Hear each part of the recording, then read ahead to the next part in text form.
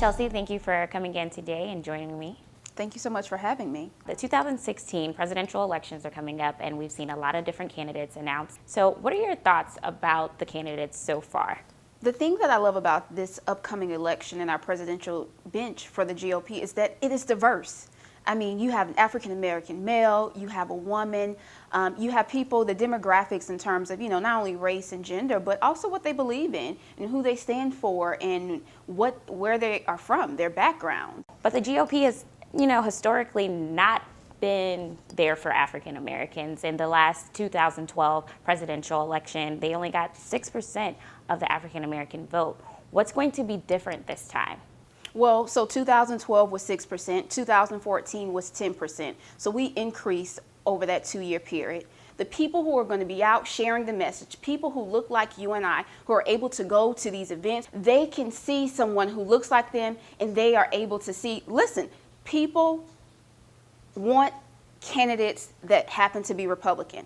The RNC, they continue under the leadership of Chairman Priebus to get out in the community. So they have state directors in Florida, Michigan, Pennsylvania, South Carolina, who are just not there 9 months or 3 months before the election. They've been there, they're staying there, and they're going to remain there. Now, you mentioned beefing up the efforts and putting people on the ground in different states so that they can, reach out to the African American community and the Latino community and get more Black and brown people involved in what they're talking about. But what about the issues like criminal justice or voter ID laws, things that disenfranchise African Americans? Well, when you talk about the issues, you brought up, Danielle, criminal justice reform. Well, Senator Rand Paul and Cory Booker have been working together, bipartisan support and legislation to look at these issues. No matter where you may fall on the spectrum of what's important to you, whether it's social issue, criminal justice, whether it's education, I mean, one thing that all of these Republicans stand for is that they want to ensure